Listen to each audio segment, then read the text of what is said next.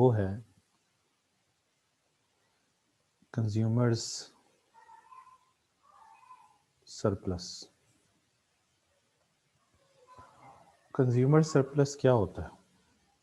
Consumer surplus ये होता है willing price minus actual price. इसका मतलब ये है consumer surplus is what the consumer is willing to pay and what he actually pays। तो कंज्यूमर इक्विलिब्रियम जो है, कंज्यूमर इक्विलिब्रियम जो है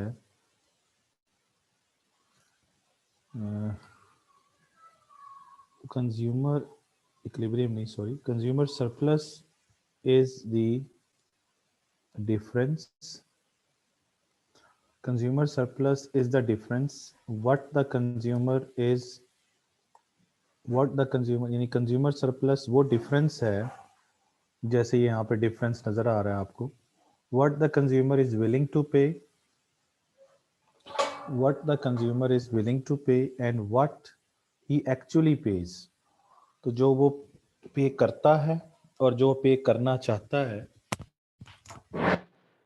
दोनों का डिफरेंस।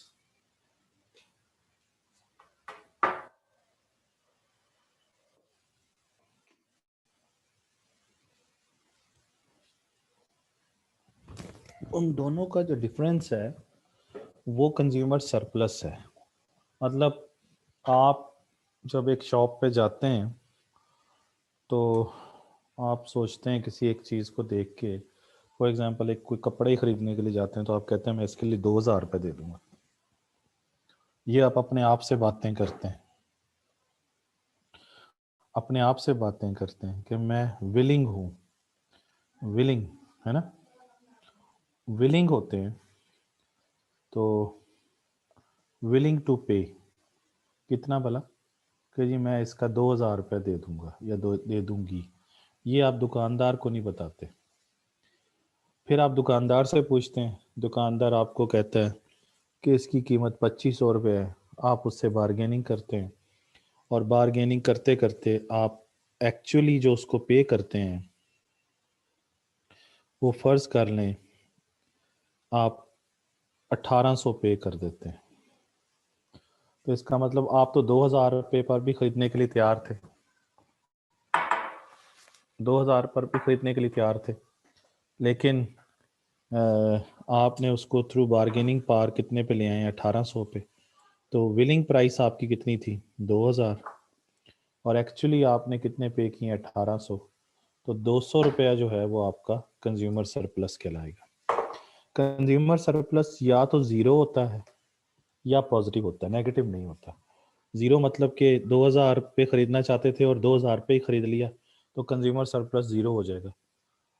ये नहीं होगा कि 2000 पे खरीदना चाहते थे और 2100 का खरीद लिया, ऐसा मुमकिन नहीं है, क्योंकि विलिंग प्राइस से ऊपर तो आप खरीद नहीं सकते। इसलिए कंज्यूमर सरप्लस कभी नेगेटिव नहीं होता है, या जीरो होता है या पॉजिटिव होता है। ठीक हो गया, कंज्यूमर सरप्लस समझ आ गया आपको। और ये चीज़ आपको इधर डायग्राम से भी समझा देते हैं। ये demand curve, simply demand curve से समझ आ जाएगा। ये डिमांड कर्व है और फर्ज कर लें आप यहाँ पर 2000 रुपये में ख़रीदना चाहते थे, लेकिन आपने एक्चुअली कितने का ख़रीदा है, 1800 का। ये आपकी विलिंग प्राइस है और ये कौन सी है, ये आपकी मार्केट प्राइस है या पेड प्राइस है। तो ये दोनों का डिफरेंस जो है, ये वाला एरिया, ये वाला एरिया जो है ये कंज्यूमर सरप्लस है। समझ गए, दिस वन, ये सारा एरिया, ये सारा एरिया ये कंज्यूमर सरप्लस है, जिसको मैंने बोल्ड कलर्ड कर दिया, रेड कलर कर दिया। ये कंज्यूमर सरप्लस है। ठीक है ना जी। और ये आपको नज़र आ रहा है कि ये मैंने डिमांड कर्व बनाया है, सॉरी, ये मैंने डिमांड कर्व बनाया है, ये डिमांड कर्व है।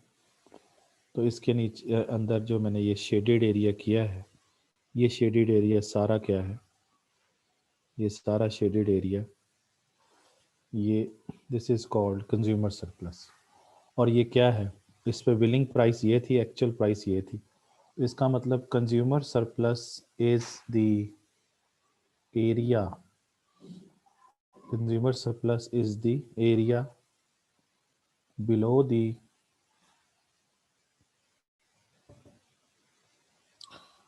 the demand curve and above the market price और पेड प्राइस, ये एक्चुअल प्राइस भी कहते हैं, पेड प्राइस और एक्चुअल प्राइस, समझ गए। तो ये देखें, ये area below the demand curve है, ये बिलो द डिमांड कर्व है, area below the demand curve, ये बिलो द डिमांड कर्व है जो शेडेड एरिया, और अबव द मार्केट प्राइस है, ये मार्केट प्राइस है। तो इसका मतलब ये, इसको मार्केट प्राइस भी बोलते हैं, इसको पेड प्राइस भी बोलते हैं, या एक्चुअल प्राइस भी बोलते हैं इसको, इसको समझ गए। तो ये वाला जो एरिया है, ये वाला, ये सारा कंज्यूमर सरप्लस। तो कंज्यूमर सरप्लस की दो डेफिनेशन हमें समझ आ गई। एक ये consumer surplus is what the consumer is willing to pay and what he actually pays, उसका जो डिफरेंस है वो कंज्यूमर सरप्लस है। और अगर डिमांड कर्व पे चलें जाए तो डिमांड कर्व के नीचे वाला हिस्सा, ये वाला, ये जो आपको नज़र आ रहा है ये वाला, और इस मार्केट प्राइस से अबव वाला, ये इससे ऊपर, और ये डिमांड कर्व के नीचे ये वाला एरिया, जिसको मैंने अभी अब कलर कर रहा हूँ ग्रीन, ये सारा एरिया कंज्यूमर सरप्लस बन गया। यही लिखा है कि area below the demand curve और above the market price, this is called consumer surplus. ठीक है जी।